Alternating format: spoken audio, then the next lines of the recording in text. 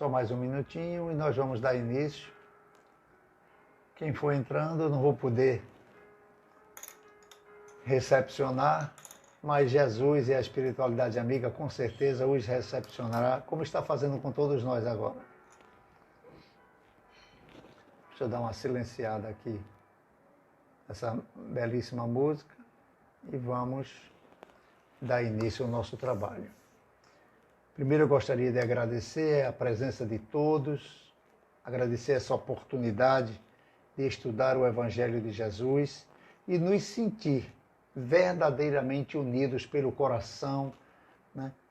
Pelo carinho, pelos nossos desejos de estar juntos, confirmando as palavras de Jesus: quando 2 ou mais pessoas estiverem reunidas em meu nome, eu lá estarei.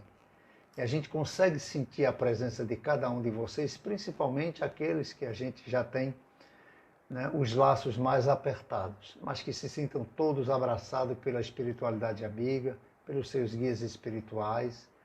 E vamos focar nessas mensagens que nos chegou a hoje. Elevamos o pensamento a Deus e oremos. Pai nosso que estás nos céus, santificado seja o vosso nome. Venha a nós o vosso reino, seja feita a vossa vontade, assim na terra como no céu. O pão nosso de cada dia nos dai hoje. Perdoai, Senhor, as nossas dívidas, assim como nós perdoamos aos nossos devedores. E não nos deixes cair em tentação, e nos livra de todo o mal. Porque teu é o reino, o poder e a glória para todo sempre. Envolva-nos a todos nós, Senhor, num único pensamento, a fim de que nós possamos, no término do nosso trabalho, sentir a tua presença junto a nós. Assim seja. Bom, meus queridos amigos, o tema de hoje é maravilhoso, né? Em tudo dai graças, né? Em Isaías, capítulo 55, versículo 8 a 9, né? Ele diz: chamados a confiar, não a entender. Porque na vida e na caminhada cristã, em muitos momentos, nós seremos surpreendidos e até decepcionados com a maneira como é que Deus age em nossas vidas. Nós fazemos uma leitura da realidade e da situação, ponderamos as variáveis, né? Projetamos caminhos e alternativas para a solução de nossos dilemas, entendendo que é desta maneira que as coisas precisam acontecer, desse jeito ou daquele jeito e assim por diante. Deus, porém, não segue a nossa lógica, não caminha nos trilhos que estabelecemos e não obedece às nossas fórmulas e não se dirige pelos nossos critérios. O ser humano tem em si a sede do poder, de ter o controle da vida nas suas mãos, de querer entender tudo à sua volta e controlar as variáveis, determinando o chão em que pisa. Em Isaías, capítulo 33, versículo 19, ele diz: ele faz o seu caminho no deserto. Ele projeta caminhos onde não havia a mínima possibilidade lógica para eles existirem. E na primeira epístola de Paulo aos Tessalonicenses, no capítulo 5, versículo 18, ele afirma: em tudo dai graças, porque esta é a vontade de Deus em Cristo Jesus para convosco. Tessalônica era uma típica cidade escravagista. Talvez 2/3 da população era escrava. Com a colônia romana, atraía ricos comerciantes, latifundiários e militares aposentados. É bem verdade que antes do apóstolo Paulo dizer esta narrativa em tudo dai graças, ele teve que viver anos cumprindo fielmente as orientações do mestre que havia lhe falado na estrada de Damasco, conquistando assim a autoridade moral. Só então ele teve condições de dizer: em tudo dai graças. Como se encontra no livro Paulo e Estevão e em Atos dos Apóstolos, onde Lucas narra que em uma das viagens e experiências de Paulo, após a partida do Mestre Jesus. Narra Lucas que Paulo e Silas estavam na cidade de Filipe, né? Eles foram fundar uma igreja, né? Uma nova igreja na cidade de Filipe.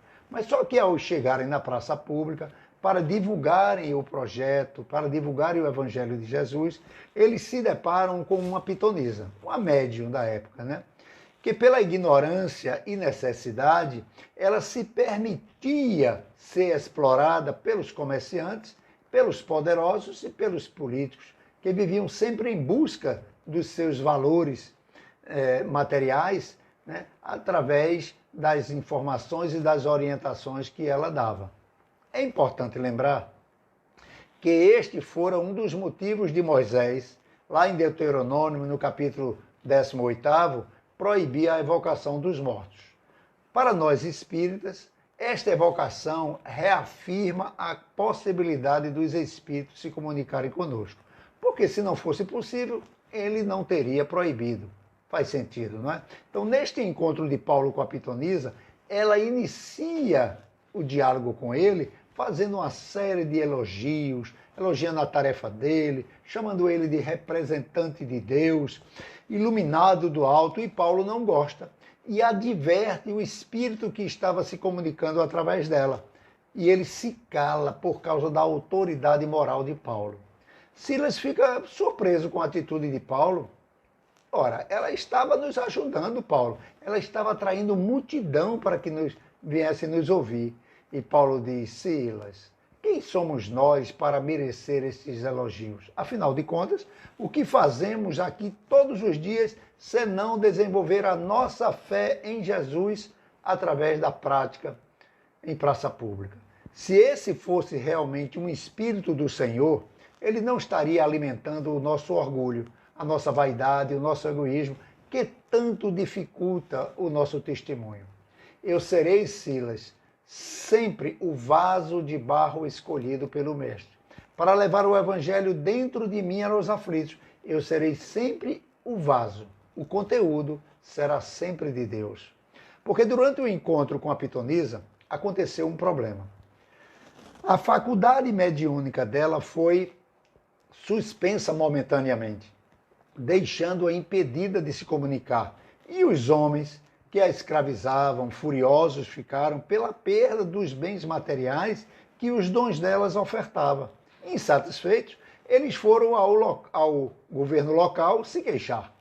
Ora, até porque esses governantes também tiravam vantagens nas comunicações delas, fazendo predições das eleições, do poder, das vitórias.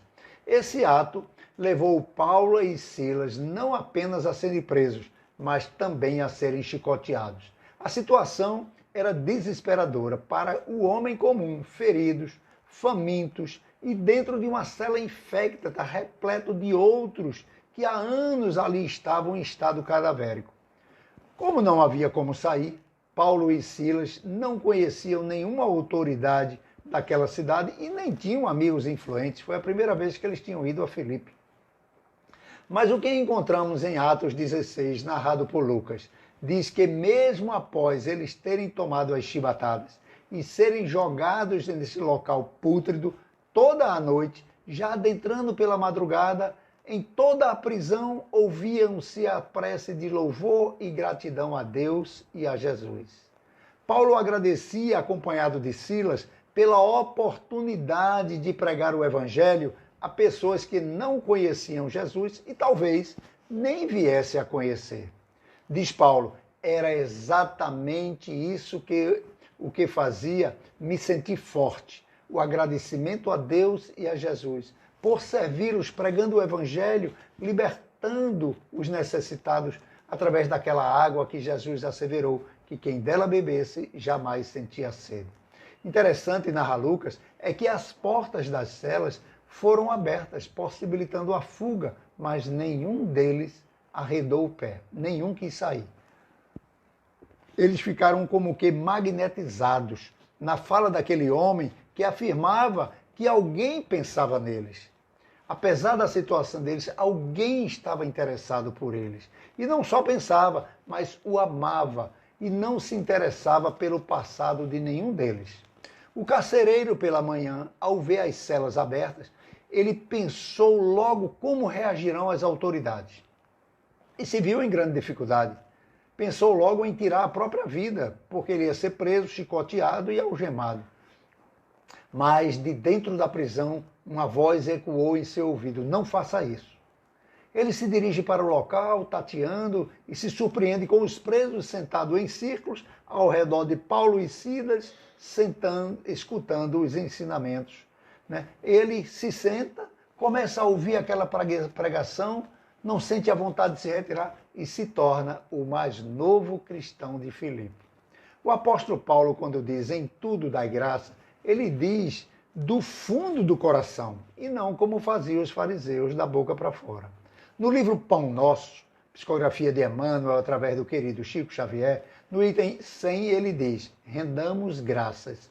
E Emmanuel faz um comentário belíssimo, como todos os comentários de Emmanuel em suas obras. O temporal purifica a atmosfera, o sofrimento redime, a enfermidade adverte, o sacrifício enriquece a vida e a morte renova para sempre. Aprendamos assim a louvar o dia pelas bênçãos que nos confere. Bom é o calor que modifica, bom é o frio que conserva. Alegria que estimula é a irmã da dor que aperfeiçoa. Como afirma no Evangelho segundo o Espiritismo, no capítulo 5, no item A Paciência. Um espírito amigo diz: a dor é uma bênção que Deus envia aos eleitos. Pois roguemos a providência celeste suficiente luz para que nossos olhos identifiquem o celeiro de graça em que nos encontramos no momento da dor. Na obra Palavra de Vida Eterna, psicografia de Emmanuel, também através do querido Chico Xavier, no item 19 ele diz: ação de graças. Em Emmanuel 26, 27, tomou o cálice e, tendo dado graças, ele deu aos discípulos, dizendo: bebei todos. E Emmanuel comenta essa passagem simples de Jesus para nós, mas de uma profundidade imensa. Ele diz que no mundo as festividades congratulatórias registram os triunfos passageiros da experiência física. Lautos banquetes comemoram as reuniões de família consanguínea, músicas alegres assinalam o termo de contendas na justiça dos homens, nas quais muitas vezes há vítimas ignoradas soluçando na sombra. Enquanto um ganha porque tinha poder na mão, outro está sofrendo porque perdeu, porque não tinha como se defender. Com Jesus, no entanto, nós vemos um ato de ação de graças que parece estranho à primeira vista, diz Emmanuel. O Mestre Divino, ele ergue hosanas ao Pai justamente na hora em que vai partir para o encontro do sacrifício supremo. Ele vai conhecer a desoladora solição no Jardim das Oliveiras, ele vai padecer na prisão, ele sabe que vai meditar sobre o ato de Judas, ele meditará e ver-se-á negado por Simão Pedro, ele vai experimentar o escárnio público daqueles que antes vinham pedir a ele cura, agora lhe deram as costas. Ele será preterido por Barrabás, tudo isso Jesus sabia. O delinquente infeliz sorverá o fel sobre a coroa de espinhos, recolherá o abandono e o insulto, sofrerá condenação e injustiça e receberá a morte na cruz entre dois malfeitores. Entretanto, ele agradece e pede pelos seus algozes: Pai, perdoa, eles não sabem o que fazem. É que na lógica do Senhor, acima de tudo, brilham os valores eternos do Espírito. Jesus, diferente de nós, ele vivia em espírito e em verdade. O Cristo louva ao Pai pela oportunidade de completar com segurança o seu divino apostolado na terra, rendendo graças pela confiança que ele teve para transformar ele em exemplo vivo para a redenção das criaturas humanas. Embora essa redenção lhe custasse martírio, flagelação, suor, lágrima e a própria vida. Portanto, em tudo dá graças, porque esta é a vontade de Deus Cristo para convosco. Ou seja, estamos envolvidos pela vontade de Deus, vontade justa e misericordiosa. E é exatamente essa vontade que aos poucos vamos abrindo os nossos olhos, dirimindo nossa cegueira para vermos os planos superiores dentro de nós, porque Deus não está aqui, não está ali, não está acolá. Deus está dentro de nós. a fim de que, quando nos depararmos com uma situação que exija os limites de nossas forças, nós possamos ver ele bem maior do que nós imaginávamos. São nas dificuldades extremas que percebemos que, sem a presença de Deus, desenvolvendo em nós a fé de que tudo passa e que toda dor, toda aflição, ao passar, nos deixa mais fortalecidos, é que devemos ser gratos, porque experimentamos o amor de Deus em nós quando nós mais precisávamos. É da lei. Sempre colheremos os frutos do nosso plantio. Certa vez, Francisco de Assis vinha caminhando com um dos seus seguidores por cima da neve em busca de um mosteiro ao qual ele prometeu que um dia visitaria. Ele bate na porta. Alguém abre o postíbulo e diz quem é. Ele diz, é Francisco. Ele, que Francisco, que nada, e fecha a porta. E Francisco começa a dar pulos de alegria, de felicidade. O seu discípulo diz, mas Senhor, o frio está escaldante e nós vamos morrer aqui. Não tem ninguém para nos ajudar. Ele disse, é tudo que eu esperava na minha vida. Agora existe Deus para nos ajudar. A porta se abre e eles são acolhidos. Então essa história é belíssima de Francisco de Assis, porque é na extrema dor que nós temos que testemunhar a nossa fé. O que aflige o homem, diz Emmanuel, é a sua cegueira interior. Cegueira espiritual, que ao se deparar numa situação angustiante, né, ele que fere seu egoísmo, ele diz, mas por que comigo? Por que comigo? Feita a gente, muitos estão dizendo agora, né? Por que só vacina primeiro os idosos? Né? Eu também sou trabalhador disso, eu também sou daquilo, eu também tenho minhas doenças. Né? Porque por mais que receba, através dos diversos canais da informação, notícias de desencarnes coletivos, né? De ver pessoas próximas angustiando, né? Um sofrimento tremendo, ele pensa, poderia ser comigo. E nessa hora, tomar a decisão e ter a atitude de ser grato pela oportunidade que pode de levar alento a alguns desses desesperados que estão sendo visitados pela dor. Diz Emmanuel que não são os fatos em verdade que afligem o homem, mas a maneira como eles os recebem. O bom exemplo, onde a gente recomenda aquele filme maravilhoso que todos devem ter assistido, mas que não assistiu, vale a pena ver de novo, A Vida é Bela, onde, dando graças em tudo, o pai consegue que seu filho, mesmo diante de um perigo eminente de morte, seja feliz dentro de um campo de concentração. É lindo o filme.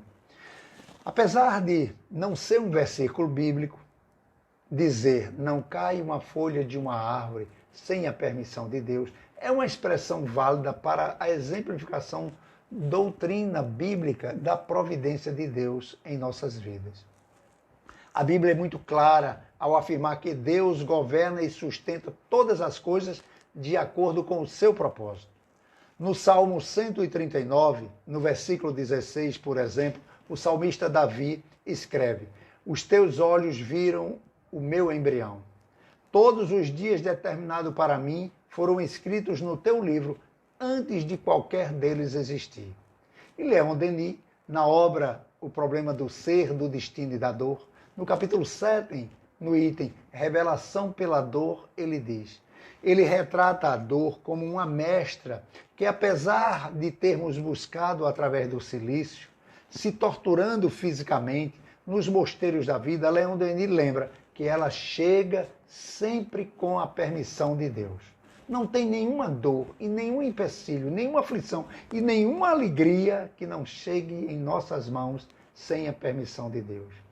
E diz, aquela que nos chega naturalmente, que nos procura para o aprendizado necessário, é nesta hora que nós a devemos receber como uma amiga. A receber com gratidão, porque sua passagem é rápida, mas o seu ensinamento é eterno. Quanto mais reclamamos, mais ela se faz intensa. Ela só irá embora após cumprir a sua missão. Então, receber a dor como uma amiga é aprender com ela, aprender a sofrer, como relatado no capítulo 5 do Evangelho segundo o Espiritismo, no item 18, o bem e o mal sofrer. Aprender a tirar o seu melhor, a capacidade de se superar, de dizer, depois de uma grande luta, eu venci. Eu saí vencedor. Eu resisti às tentações. Eu superei minhas dores, as minhas dificuldades, porque nós somos, afinal de contas, espíritos imortais. Nós não vamos morrer nunca. Então nós temos duas opções. Ou passar pela situação se lamentando e se queixando e chegar do outro lado como um espírito sofredor, ou entrar em prece e agradecer a Deus por toda a vida, pelo que construiu. Fazer uma revisão do que não foi feito e se preparar com confiança para dar um novo início, para construir um novo fim. Né? Quando, como relatado por Divaldo conta uma história que uma senhora o procurou para dizer a ele que os médicos diagnosticaram ela com um câncer que apenas acontecia em 1 milhão. Infelizmente, a notícia não é boa para a senhora, somente 1 em 1 milhão é acometido por esse câncer. E ela disse, pode começar o tratamento, porque eu sou essa e vou ser curada. E relata Divaldo Pereira Franco que ela realmente foi curada. A fé que remove montanhas. Eis o que surpreende o médico, né? Dizendo para ela, né? Tenha certeza absoluta, doutor, comece o tratamento, porque eu serei esta curada. Pensamento cria tanto coisas positivas como negativas dentro de nós. Mas será possível para espíritos imperfeitos como nós dar graças em tudo, nos momentos tristes, assim como nos momentos felizes? Será que temos condições realmente de dar graças nas adversidades, nas perdas, nas doenças? Será que é possível dar graças em tudo, como nos propõe o apóstolo Paulo? Bom, algumas situações, sem o conhecimento a respeito da reencarnação, da imortalidade da alma, não dá para dar graça em tudo. Como no caso de alguém que se libertou de um acidente de avião, ou acidente de ônibus, ou de seja lá de que for, de navio, de carro, e por ter perdido a hora. Não chegou na hora, todo mundo partiu e ele ficou, tinha esquecido um documento, tinha dormido demais, perdeu a hora.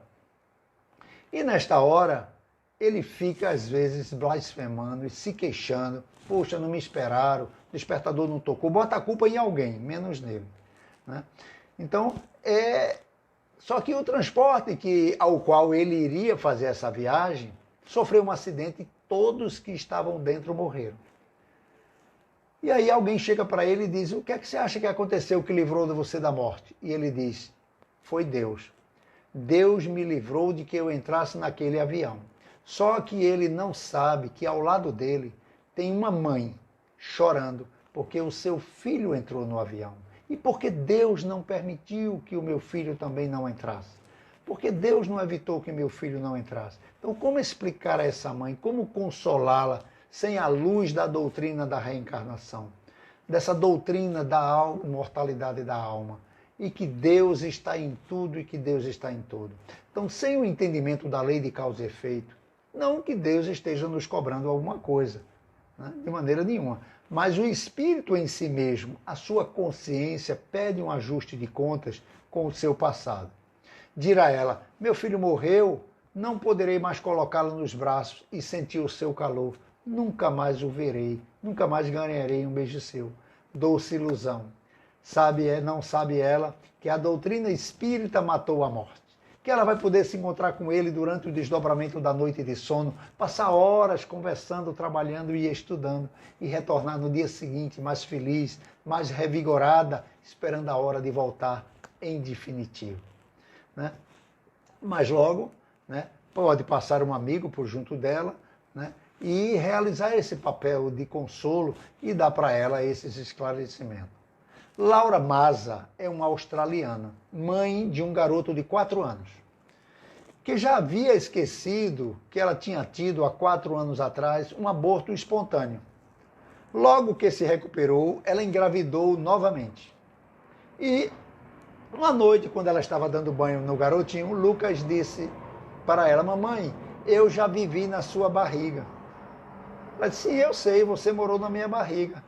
Você mora agora na Austrália. Você saiu da minha barriga e agora você é um cidadão australiano. Mãe, mas eu vivi na sua barriga, eu estava lá, mas depois eu morri. Como assim, Lucas? Eu fui até a sua barriga e depois eu morri. Eu fui procurar você, mas não consegui encontrar. Eu fui à sua casa, fui em todos os lugares, fui recebido por pessoas que disseram que eu ia me encontrar com você, mas você não podia me ouvir quando eu lhe via. Eu senti tanto a sua falta, mamãe. Eu queria muito voltar para você. Então, eu virei um bebezinho, voltei para sua barriga novamente e eu nasci de novo. Eu não estava no paraíso como você pensava. Eu estava na Austrália e eu queria voltar. Agora eu estou feliz por ser um bebê novo. Estou feliz porque posso crescer agora ao seu lado e chamá-la, como eu sempre quis, de minha mãezinha querida. Aos prantos, ela ora e chora, rendendo graças. Nossos bebês sabem quem eles querem que sejam suas mães, muito antes de sabermos que eles existiam. Lucas prova que os filhos realmente escolhem suas mães e tecem laços que não se quebram, que estarão sempre próximos um do outro. Isso é motivo de nós estarmos sempre dando graças a Deus. O apóstolo Paulo, após escrever a carta aos Filipenses, no capítulo 4, do versículo 10, ele diz: aprendi a viver com tudo que eu tenho, a viver na penúria e a viver na abundância, dando graças em tudo, porque Deus nos criou com uma única finalidade, que é a de sermos felizes. Essa é a sua vontade. Em perseguição aos cristãos, ainda Saulo, a caminho de Damasco, ele se encontra com Jesus, numa visão espiritual, onde pergunta: quem és? Como recebe a resposta: eu sou Jesus, a quem tu persegue, Paulo. Nessa hora, Saulo poderia dizer: Senhor, eu não mereço a sua presença, eu não sou digno de ti. Mas dando graças à oportunidade, ele simplesmente diz: Senhor, que queres que eu faça? Ou seja, ele se coloca à disposição do Cristo. Ele pega na charrua e não olha para trás. A doutrina espírita não é uma doutrina salvacionista. Ela é uma doutrina libertadora. Disse Jesus aos judeus que criam nele: se permanecerdes na minha palavra, verdadeiramente, sereis meus discípulos e conhecereis a verdade, e a verdade vos libertará. É narrado por João no capítulo 8, versículo 31 e 32. Somente com o conhecimento sobre a reencarnação, nós podemos dar graças a tudo. Na questão 132 do Livro dos Espíritos, pergunta o senhor: qual a finalidade da reencarnação? Da encarnação, não é da reencarnação. E diz: não poderia ser outra a não ser evoluir na espiritualidade, porque ele precisa vir para a vida material. Daí a necessidade da reencarnação. Só reencarnar não resolveria o problema. É preciso voltar para dar testemunho ao seu aprendizado. Os espíritos superiores respondem: Deus vos impõe a encarnação para vos fazer progredir. Uns virão em prova, outros virão em missão. Impõe porque é uma necessidade. Necessidade de progredir, afinal de contas, é a lei do trabalho, a lei do progresso que nos impulsiona para a frente. Se é para progredir que Deus está em tudo, então é preciso ter olhos de ver, como sugeriu Jesus. Se Deus está em tudo, ele está na reencarnação, no desencarne, no nascimento, na morte, na vida, na luta, ele está em tudo. Que foi exatamente o que afirmou Paulo: o que não aniquila o homem, o fortalece. Como somos seres imortais, nada nos aniquilará. Então isso já nos torna a nossa fé inabalável, tornando o conhecimento de uma oportunidade através da outra, da graça pelo aprendizado, da graça pela experiência adquirida. Na questão 171 do Livro dos Espíritos, nos remete a entender a definitiva misericórdia de Deus para com seus filhos. Ele diz assim: em que se funda o dogma da reencarnação? Na justiça de Deus e na revelação, pois o bom Pai não deixa aberta sempre a seus filhos uma porta ao arrependimento. O dar graça em tudo agora faz sentido, porque a atribuição que durante muitas encarnações nos levam à loucura, nos tornando criminosos e suicidas, Hoje damos graças por entender que elas são frutos do nosso mau proceder do passado. Não como castigo de Deus, mas como a aplicação da sua lei justa, de causa e efeito, ação e reação. Estamos encarnados na época em que sabíamos das atribulações que iam ocorrer. Seca, desemprego, perseguições, incompreensões, vírus, enfim. Ao invés de reclamação, devemos desenvolver a resiliência e agradecer, nos fortalecer nessa luta, tomando os cuidados devidos de acordo com aqueles que sabem mais do que nós. Respeito às autoridades. Escolhemos a família, a cidade, o país, os amigos. E se algo não está de acordo com o que desejamos, sejamos resignados. E com a ferramenta da prece, da oração, roguemos ao Pai forças para não cairmos mais uma vez no desespero da falta de fé. Não peçamos nada que nos escape das mãos, ou pela nossa imprevidência, ou porque os ladrões irão nos roubar. Peçamos sim que nas horas de maior aflição ecoem em nossos ouvidos com a intensidade que levou o apóstolo a dizer: Senhor, que queres que eu faça? Que soe em nossos ouvidos o Salmo 23, o Senhor é meu pastor e não me faltará. Não é não me faltará, não é nada me faltará, ele não me faltará. Porque faltar coisa sempre vai faltar. Somos eternos, carentes e necessitados, sempre queremos mais. Mas Jesus nunca nos faltará. Sempre estará presente. Não importa a situação. Se entrarmos em prece, tirar o peso dos nossos ombros, elevar o pensamento a Deus, Jesus vai estar sentado ao nosso lado, pegando na nossa mão. Do Espírito Amélia Rodrigues, do nosso querido Divaldo Pereira Franco, né? Ele traz para nós mensagens extraordinárias, né? Mas antes do poema de Amélia Rodrigues, que Divaldo narra para todos nós, a gente tem que se lembrar desse nosso projeto reencarnatório na atualidade, onde estamos em pleno século XXI. E muitas vezes entramos no canal da insatisfação, da revolta. E Jesus disse que seja o teu sim, sim, o teu não, não. Porque cegos que conduzem cegos, ambos vão cair no precipício. Então nós temos amigos de todas as religiões, de todas as tendências políticas, de todos os times de futebol.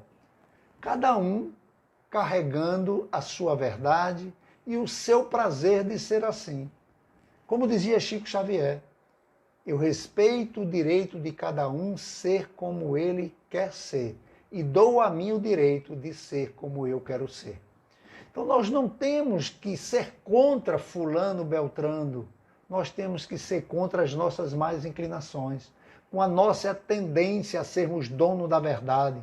E muitas vezes caímos na imprudência, já que somos professores, palestrantes, orientadores, doutrinadores, evangelizadores, de incentivar espíritos simples e ignorantes a se unir a nós na nossa guerra, na nossa revolta contra os desatinos do planeta. Cada um que se acerte com Deus. Cada um que se acerte com Deus.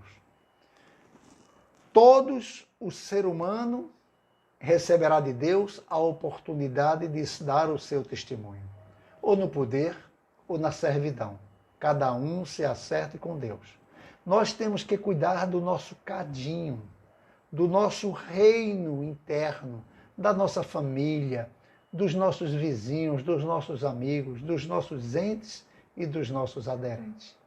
Para que eles possam, ao se aproximar de nós, não enxergar um ser iluminado, mas sentir-se bem, ou seja, sentindo a presença de Jesus no nosso olhar, na nossa mão.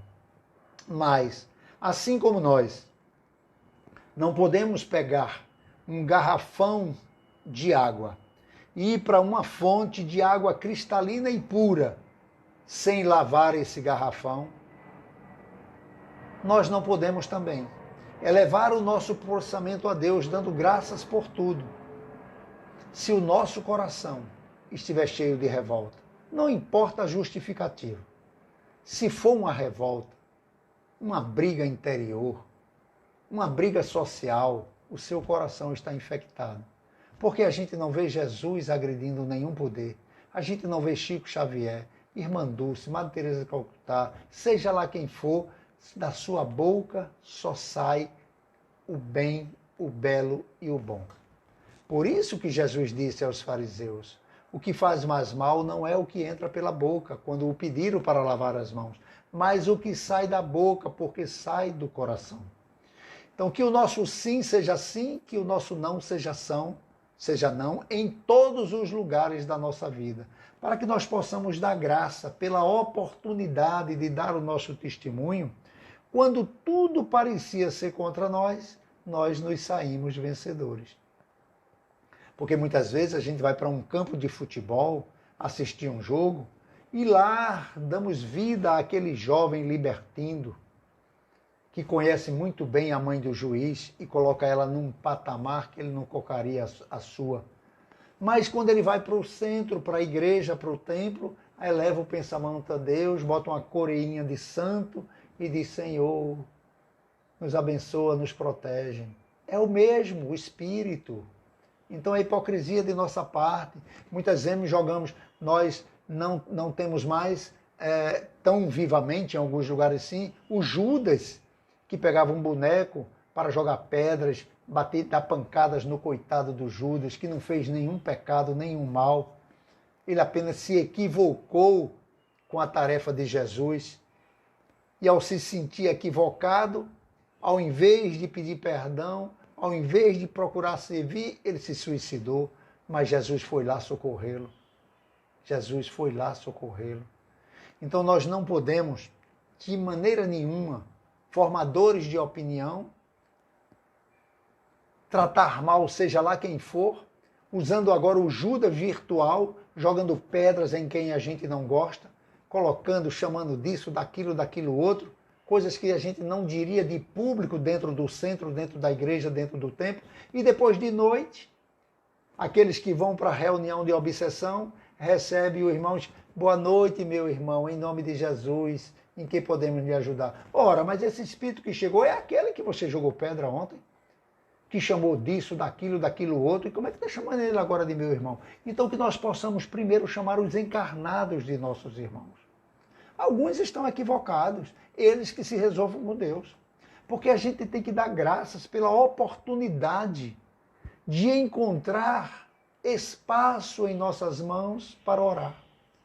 E dizer, Senhor Jesus, mestre de amor, de bondade e de luz, permita que durante o desdobramento da noite de sono, ao invés de nós irmos atirar pedras, Senhor, nos nossos desafetos, que nós possamos nos encontrar com esses amigos que estão aqui, para de mãos dadas, nos fortalecendo um ao outro, como estamos fazendo agora, não olharmos para trás. Para aquele mais fraco ser colocado no meio, com a mão por cima do mais experiente, e irmos para uma escola, para uma faculdade, para um trabalho, para um projeto, para retornar no dia seguinte com vontade de estudar, de buscar o Evangelho de Jesus, a palavra de Deus, aquela que nos liberta, que elimina este homem velho, ainda muito pecador e com uma tendência muito grande a cair em tentação. Porque se nós não buscarmos essa força moral dentro de nós, nós vamos ser sempre vítimas daqueles que se aproveitam de nós para se enriquecer de alguma maneira, se aproveitando de nossa energia, e nós não a canalizamos para os aflitos, para os sofredores e para os necessitados. Então que Jesus ilumine a todos nós, para que nós possamos, assim como nossa querida Amélia Rodrigues, através do querido Divaldo Pereira Franco, que ele traz o poema da gratidão. Senhor, muito obrigado pelo bem que me deste e pelo bem que me dás, pelo ar, pelo pão e pela paz. Muito obrigado pela beleza dos olhos que vêm do altar da natureza, pelos olhos que contemplam o céu cor de anil, que se detém na terra salpicada de flores em tonalidades mil. Pela minha faculdade de ver, pelos cegos eu quero interceder, por aqueles que vivem na escuridão e tropeçam na multidão, por eles eu oro e a ti imploro comisseração, pois eu sei que depois dessa lida, numa outra vida, eles também enxergarão. Senhor, muito obrigado pelos ouvidos meus. Ouvidos que ouvem o tamborilar da chuva no talheiro, na melodia do vento, nos ramos do salgueiro. A dor e as lágrimas que escorrem no mundo inteiro. Ouvidos que ouvem a música do povo, no descer do morro, na praça, a cantar. A melodia dos imortais que a gente ouve e numa vez e não esquece jamais. Diante da minha capacidade de ouvir, pelos surdos eu quero te pedir, pois eu sei que depois dessa dor, no teu reino de amor, eles voltarão a ouvir. Muito obrigado, Senhor. Obrigado pela minha voz, mas também pela voz que canta, pela voz que ensina, pela voz que consola, pela voz que com emoção profere uma sentida oração, pela minha capacidade de falar. Pelos mudos eu quero te rogar, pois eu sei que depois desta dor, no teu reino de amor, eles também cantarão. Muito obrigado, Senhor, pelas minhas mãos, mas também pelas mãos que aram, pelas mãos que semeiam e que agasalham. Mãos de caridade, de solidariedade, mãos que apertam mãos. Mãos de poesia, mãos de cirurgia, de sinfonia, de psicografia. Mãos que numa noite fria cuida e lava a louça numa pia. Mãos que à beira de uma sepultura abraça alguém com ternura num momento de amargura. Mãos que no teu seio agasalha o filho num corpo alheio sem receio. E meus pés que me levam a caminhar, sem reclamar, eu que vejo na terra amputados, deformados, aleijados, e eu que posso bailar, pois eu oro a ti e imploro, pois eu sei que depois dessa expiação, numa outra situação, eles também bailarão. Por fim, Senhor, muito obrigado pelo meu lar, pois ele é tão maravilhoso ter um lar. Não importa se esse lar é uma mansão, um ninho, uma casa, um caminho, um bagalô, seja lá o que for. O importante é que dentro dele exista a presença e a harmonia do amor. O amor de mãe, o amor de pai, o amor de irmão, de uma companheira, de alguém que nos dê a mão, nem que seja a presença de um cão, porque é tão doloroso viver na solidão. Mas, e se eu não tiver ninguém, nem um teto, nem aonde me agasalhar, uma cama para me deitar, um ombro para eu chorar, ou alguém para desabafar, não reclamarei, não lastimarei, nem blasfemarei, porque eu tenho a ti. Então, muito obrigado porque eu nasci. Obrigado pelo teu amor, pelo teu sacrifício, pela tua paixão e por todos nós. A gente agradece a todos, mas não esquece de Graciliano Ramos, através de Chico Xavier, que diz: Espiritismo é uma luz, gloriosa, divina e forte, que clareia por toda a vida e ilumina além da morte. É uma fonte generosa, de compreensão compassiva, derramando por toda parte o conforto da água viva. Se buscas o Espiritismo, norteia-te em tua luz. Espiritismo é a escola e o mestre amado é Jesus. Meus agradecimentos a todos. Senti o coração de todos tocando no meu coração. Senti as bênçãos entrando aqui na nossa casa, o refrigério dos amigos, os pensamentos, as preces, para que a gente pudesse concluir a tarefa. Que nós possamos continuar orando por todos nós, para podermos merecer estar juntos no plano espiritual, nessa tarefa de Jesus, nos impulsionando e nos elevando para Deus. Um beijo grande e muita paz.